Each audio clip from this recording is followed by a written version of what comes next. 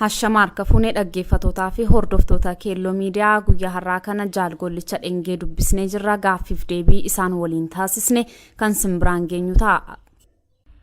Hashamaa akkam jirtu Jaal Gollicha Dheengee keelloo miidiyaa irraa dhagaa gara keessanitti kan inni isinii bilbilaa jiru. Guyyaa har'aa kana immoo eeyyamamaa taatanii gaaffiif deebii keelloo miidiyaa irratti taasisuudhaaf waan tole nuuf jettaniif guddisnee sin galateeffanna. Anis gamkootiin Gaaffiif deebii naa godhu keessanii fi hedduu galatooma sanii. Hayyee itti galumsuma gaaffiif deebii keenyaaf akka tolutti akkuma beekamu qabsoo bilisummaa Oromoof gaggeeffamu keessatti keessumatti iyyuu gama hidhannootiin qooda guddaa qabaachuu keessanii uummanni Oromollee qubanii qabaa hunduu kan beeku meegaa bara 2018 keessallee yeroo hogganoonni gam tokkodhaan biyyatti ni galla jedhu yaada galuu waboo fudhatama akka dhabu kan taasisaa ture keessaatii isin nama tokko akka taatan kan eeramu. Mee yeroo sana maal akka ta'e fi walumaa galatti dhaabbii ilaalchi qabsoo hidhannoo fi karaa nagaa irratti qabdan egaa uummanillee kanarraa hubachuu ni fedha waan ejjennoo duraan jiruu fi kan ammaa wajjin wal madaalchistanii akka irraa nu dubbattan hin fedha. Duraan dursee akkuma beekamu bara 2018 yeroo addi bilisummaa Oromoo gara biyyaatti gale ture. Haa ta'uuti inni kunini dhuguma addi bilisummaa Oromoo waliigaltee mootummaa Itoophiyaatiin waliigalanirra kan ka'e gara biyyaatti bara 2018 kan deebi ture.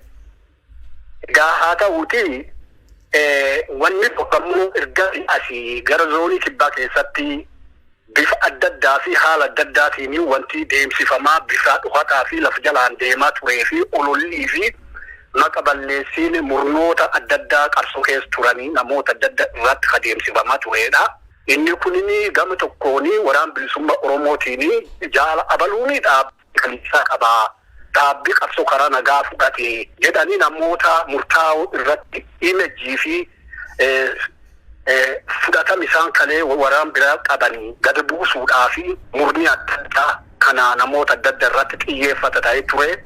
Kan qofaa miti yeroo woboon akkas jedhanii imejii namoota murtaa'oo balleessuudhaa fi murni adda ta'e tokko nurratti xiyyeeffatee ittiin turesi gama biraatiin ammoo mootummaa Itoophiyaa sanaaniyyuu abaluun isaanii warra woboo galuu dhowwee jedhanii karaa tokko inni woboo galuu fedhaa jedhu gama biraatiin ammoo ebelfaattuu woboo galuu dhowwee jedhanii mootummaa Itoophiyaa biratti fudhatama gonfachuudhaaf abaluuf abala faan ammoo woboo galchuu dhowwu jedhanii fudhatama gara mootummaatiin nam dhowwuudhaaf haalli shirta'e wal xaxaanii moora qabsoo keessatti waggaa 3 har'a kana aggaammii shiraa fi cubbuun bifa adda addaatiin zoonii waggaa 28 keessatti qabsoofnee wayyaanee biqileetti galchin keessatti maqaa keenya balleessuun akkuma baratametti kan ture. Eega inni kun kanuma kan keessatti wanni mul'atu jedhee murni tokko dhiibuttu moora qabsoo keessatti mul'atee ture. Is kan ammoo inni kun aadaa miti, inni kun seeraa miti, inni kun sirnaa miti. Maaltu waggaa hagana waliin qabsoo goonee wal danda'uu nu dhorke. Oromoon akka Oromootti maaf waliin jiraanne waliin hojjechuu dadhabna. Maafi ilaalcha abaaramaa Oromummaaf hin tolle ilaalchi lagaaf ganda fakkaatuun garee tokko maaf dhiibanii moora qabsoo Oromoo keessa seena gadhee irratti chaphaadhaan rukutanii otoo seena gaarii namni qabu namni irratti duulanii maqaa nama balleessuun dhaabbachuu qaba jedhee zoonum san keessaatti utuu waggaa 3 irra kan haalli rakkisaan hedduun keessaaf alaan na mudataa jiru kaayoo haleessaatiif jecha yoo ta'e wal abaaruun nun baasu hoogganoota dhaabaa gameeyyii qabsoo kan waggaa 48 godhan isaan kana abaaruun heer dhaabaatiin alatti buluun seera alatti buluun wal jal deemuu dadhabuun hooggana dhaabaatu irratti maqa balleessiif duulli adda addaa yeroo deemamu haaluma rakkisaa akkasii kaanuuyyuu ofiiyyuu isaa hidhama dhaabbii ta'ee ittiin turetti dhaabaafis falmaa Oromummaafis falmaa haala irreen lubbuun kiyyalleen keessatti yeroo adda addaa sadarkaa miidhama adda addaatti narra gahe keessatti ijji dunuunfadheettini akkanatti deemuun qabdan heerri hojjetti kamuu qabaa seerri hojjetti kamuu qabaa wal faana yaa'uu qabna isto kabaaranii isto kofaarsuun gatiin qabu Oromoon akka Oromootti wal jal deemuu qabna qabsoon kunini bifa hamaatti deemaa jira qabsoo gar qabsoo gitaatti oofaa jirtu qabsoo kagit akkasii isa diasporaatii fi isa akkasii isa hidhataa fi isa akkasii isa barataa utuu hin jenne Oromoon tokkodha. Qabsoon kennu tokko boca sabummaa qabaachuu qaba. Unka sabaa qabaachuu qaba. Fedhii murnummaati wal jala yaa'u miti Oromummaadhaan wal jala yaa'utu nu baasa kan jedhu irraa kan ka'e waggaa sadan kan akka nam tokkootti danqaan hedduun na mudatee ture. Inni kunini burruma zoonii sulleetti waan ennulleen beeku waan ummati bal'aan naannoo san keessa jirulleen hindi beeku eegaa kan fakkaata haalan turan. Inni ammoo isatti akkan godhee inni fedhii akkasii qabaa jedhan kunini kabaja halee mooraa qabsoo keessatti nurra haquudhaa fi duula maqaballeessi nurratti aggaammate ture jechuudha. Hayyee Jaal Gollicha Dheengee mee kanumaan wal qabsiisee isinillee danqaalee isin mudataa ture haga tokkorraa tuquudhaaf kaastanii jirtu gamanumaan immoo yoo fedha keessan ta'eef hawaasni Oromoollee waan irraa quba qabu yookiis immoo akka miidiyaatti nullee odeessanuu qabnu akkasin dhukkubsattanii turtan kan himamu mee dhugumadhaa kun kan jedhuu fi haalli fayyaa keessanuu yeroo ammaa maalirratti argama? Ila dhugaa dubbachuu fi waa'ee dhukkubaa inni jedhu murna justification argachuu fedhutti jira. Qabsoon irra dhiibnee moggaatu baafnee uummata Oromootiin jedhuuni isaantu waan hin tolleefi qabsaa gameessu waggaa 30 irra qabsaa yeroo utuunni kabaja qabu dhiibdee qabsoo sabisa irra moggaatu baafte. Ani jaal abaluu dhiibee baasee shiraan baasee dabaaf baasee jedhee jireensitti dabsunini dhugaa hanke yoomiyyuu ni haala akka uummata Oromoo biratti salphanneefi dhugaa jira aguugee shiraan daboolee dhugfata. Isum kan waliin rakkoon kiyya rakkoo fayyidhabaatii miti. Rakkoo kiyyini rakkoo psychologically hidhama dhaabbii ture ani waggaa 3 irra mooraa qabsoo keessatti.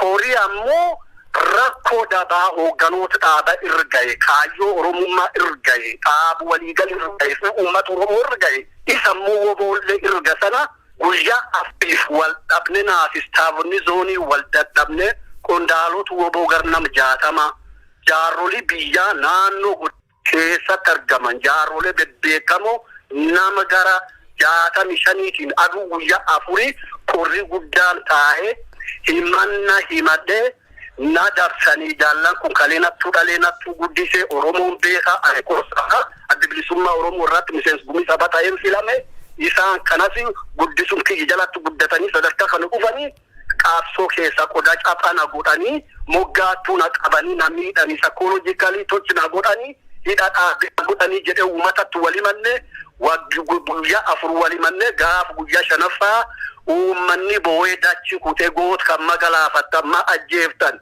isaan tuqur qalbii miidhamaa miitan uummata Oromootiif maal irrigdan jedhee dhugaan kan koota'ee dhugaa sanammoo kan qofaa miti jaallawwan biroo kanneen waggaa dheeraa qabsaani gaaf dhaloot kootiyyuu warra qabsoo jirnama akka kabajama jaal dhugaasaa bakakkoo nama akka jaal Dheengee nu bira wareegame jaal Dheengee Useen Kulaa nama akka jaal Gaayyoolee Jiloo nama na dura baatii 7 waggaa tokkos qabsaa'e nama akka jaal Jaatanii Kunnoo isaan kun hunduu diin jedhanii bifa Oromummaa hin calaqqisiifneen waan gandu tokko keessa saba tokko gosa tokko keessa dhalataniif gameeyyiin akkasii walitti marsanii tappeella diinummaa isaan hin qabne maqaa balleessanii diinummaa irhaanii haala san keessattuu mormee jaallan kun jaallan ganamaati jaallan kun diinaa miti seena qabsoo balleessa jirtu hoogganoota dhaaba cufa hadha jirtu hoogganoota dhaaba cufa maqaa diinaatiif tappeella diina irratti rukutaa jirtu inni kun Oromoo biraatti eebbifamaa miti gochaan keessa abaaramaadha gocha abaarsan fudhadhu haal kanaanis waliin hojjechuun nu dhiba seenattu na dhiba seenattu kalee na hanqaaqe jaallan kun dabaan dhiibdanii isaan dhiibuun ammoo guutuma guututti uummata dhalatu godin kibbata hundayyuu ga'ee fi seena kalee isaa waggaa 30 qabsoo kanaaf gumaachan keessa dhiibanii baasuu nutti fakkaate falmi ani jaallan gameeyyii kanaaf falmi kan ka'e sadarkaa ajjeettee achaatti mooraa qabsoo keessatti yeroo shanii aggaamii killing assessment yaaliin ajjeechaan irrattis raawwatamee ture eega jaalti dhugaa dubbachuudhaa fi dubbichi gollichi fayya dhabuuf aangoo irraa fudhannee otoo hin ta'in waan nuti qabsoo keessayyuu hin barbaachifne fakkaatti murni kun murni fonkolchi raawwate heeri irratti fonkolchi raawwate seeri irratti fonkolchi raawwate sagantaa siyaasa irratti fonkolchi raawwate yaa misallee uummanni bal'aa yaamee kan godhuu keessan daba jaallan diini san jettan sun nu jaarsi biyya diini ta'uu dhabu isaanii adda baafna yoo isaan diini taate diinummaa walumaan irratti murteessina jedhe uummatii jaal Dheengee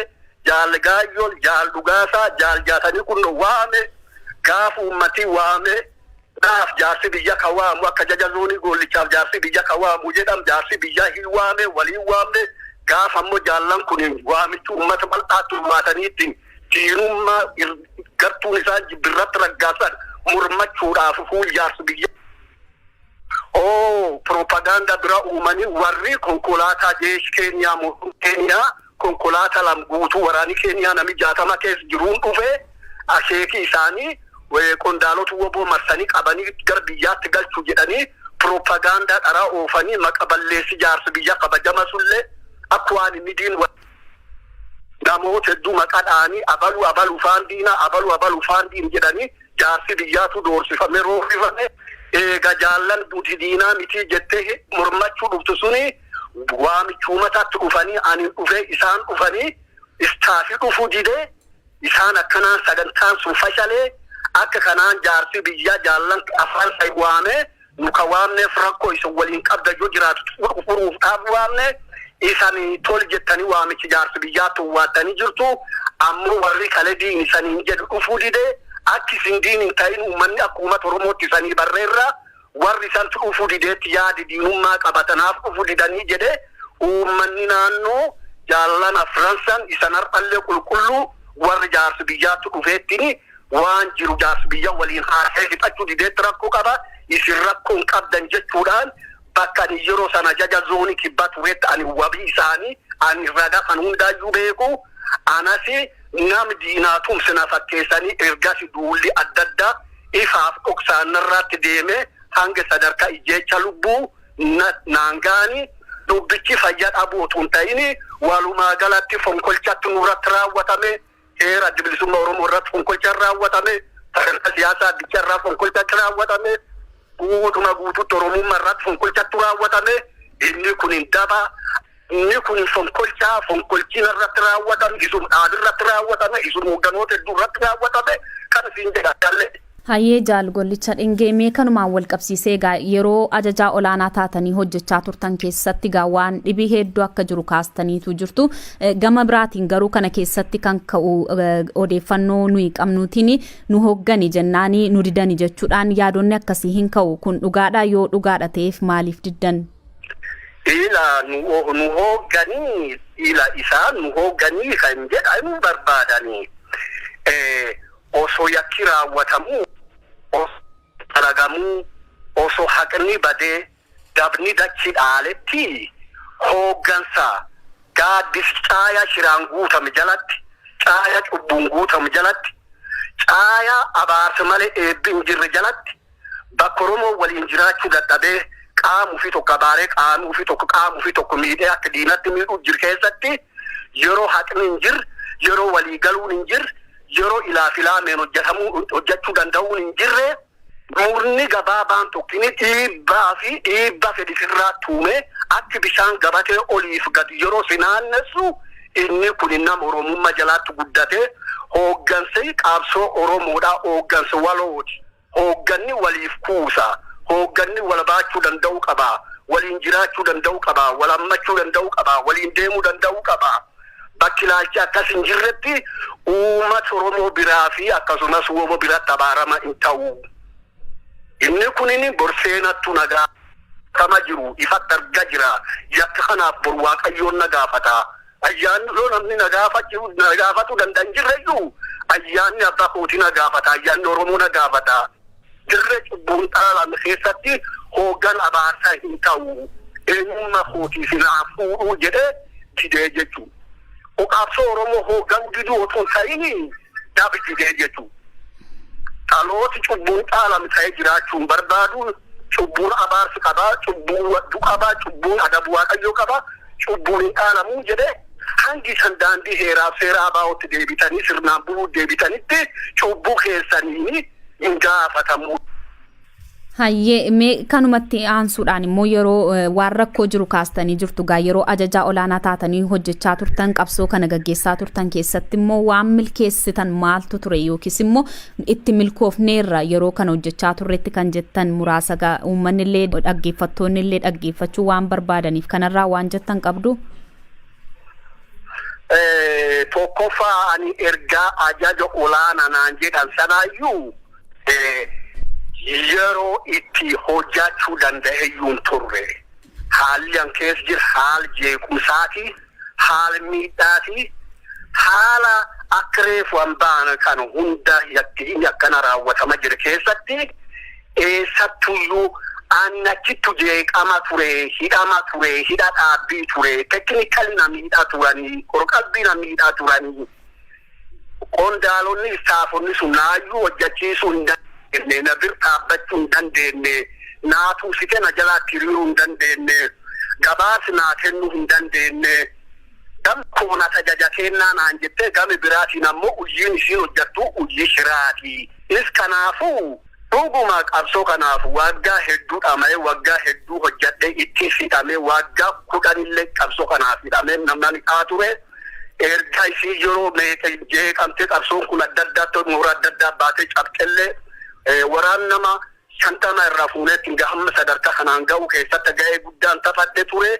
Haa ta'uuti abbaan ufiin muufirba hundi jedha Oromooni akkuma artistii nu gobanaa jedhee gengaalaa conqolleedha abbaan ustaadiin tollee jedhu is kana onattu namima onootu ufimaa jedha Oromooni eega isaan na hojjechiisuu hin dandeenye na jalaatti hiriiruu hin dandeenye gari waraan bilisummaa Oromoo rakkoo hin qabu istaafonni ammoo wal dhageettii hariiroon naaf istaaf jidduu bareeda hin turre haalumsan irra kaaniitiin kunoo dheengaddayyuu bakkuma hin jirre jirutti bakkuma naannoo isaanii jiruttu labsii aganga declaration kun magaalaa akkanatti walgahii kor guddichiteenne jedhanii ufumaan labsatanii kaa'uu namni tokko kalee hoogaa jira yeroo aangoo sanirra fuudhamellee heera seeraan fuudhu akkanaatiin fuudhu kanaaf gam isaanii wanti Oromoo hojjannu wanni nu milkeessiin hin jiru baay'ee itti milkoomne geenne ammoo sila bakka jeequmsi jirutti bakka waljal deemuun hin jirretti milkoomni yoo dhabames gamti jaanutuun ta'in gamuun isaaniitiin jeequmsirra kan ka'e baatii waggaa lama guutuun waggum walimannaaf waggaa horaatu nu ta'ee ture jechuudha. Hayyee mee Jaal Gollicha Dheengee gaa rakkoon yeroo ammaa dhalate jedhamu kun egaa dhimma dhuunfaa moo yookiis akeeka irratti wal dhabdiin uumame jennee fudhachuudhaa dandeenya isin isa kan akkamittiin ibsitu rakkoon dhalate kunis immoo qabsoo mooraa bilisummaa uummanni Oromoo gaggeessaa jiru kana keessatti waan ta'eef akkamitti immoo furamuu danda'a?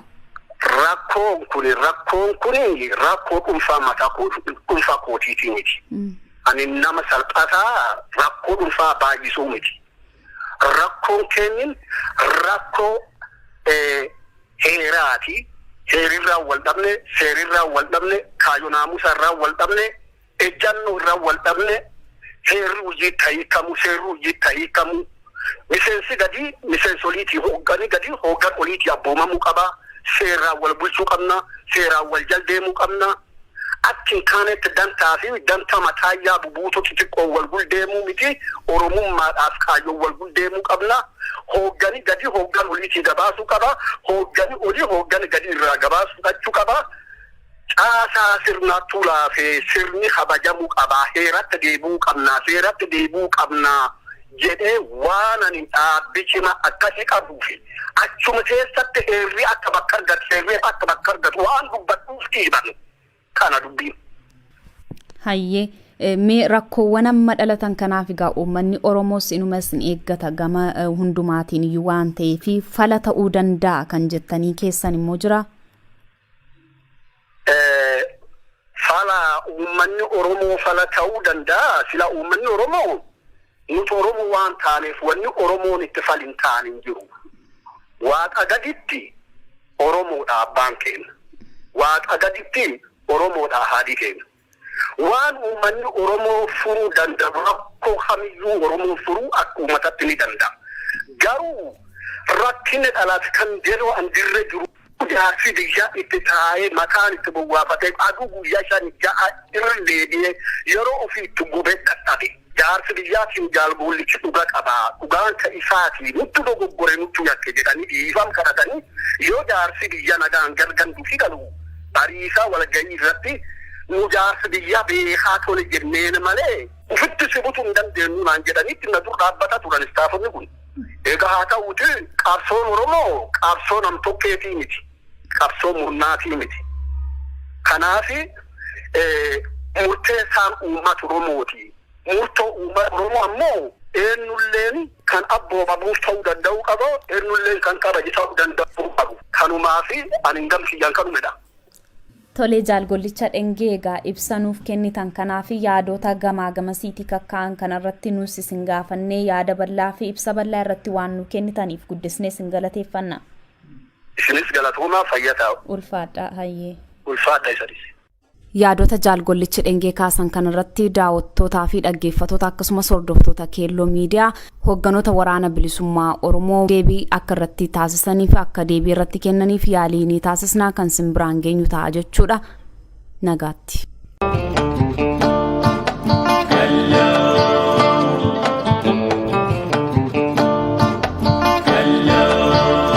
KELLO media.